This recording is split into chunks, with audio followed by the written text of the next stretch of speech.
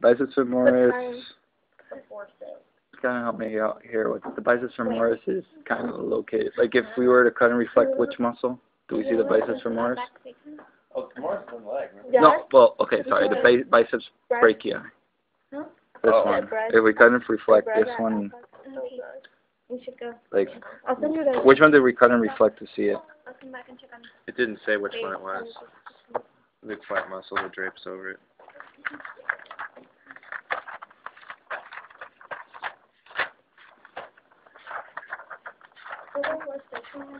Yeah.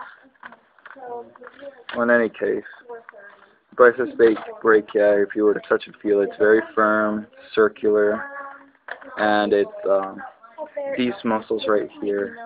Okay. This muscle right here was cut and reflected. If you were to feel and touch it, all the fibers go in one direction, and firm. Looks like a... We cut the pectobrachialis and the pectoralis major to get to the bicep. Yeah, so it's deep to the pectoral. So it's deep to the pectoralis brachialis. See, they show it right here. Okay. This muscle right here, cut and reflected, is the gracilis. Sweet. This muscle right here, cut and reflected, is the gracilis. Then, if you were to cut and reflect this, you would be able to see the semimembranosus right here, which I have cut completely. So the semimembranosus right here, if you were to touch it, it's very thick, but then it gets like really thin at the end. And oh yeah, this is a semimembranosus.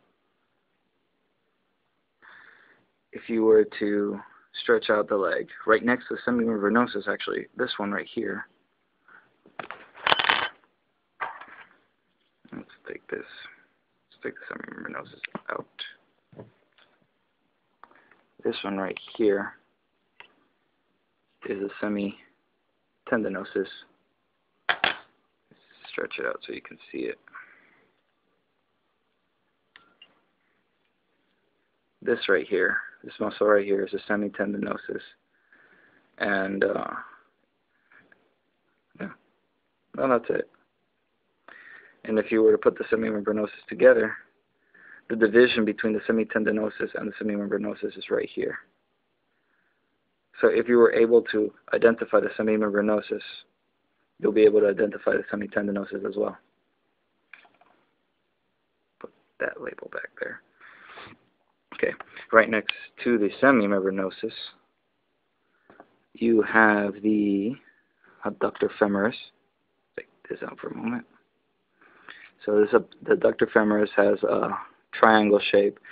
The fibers all go in one direction, and it's right next to the semimembranosus. As you can see, the division was right there.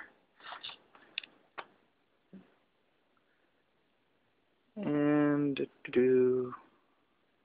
oh, right next to the the abductor femoris, which was that one right there.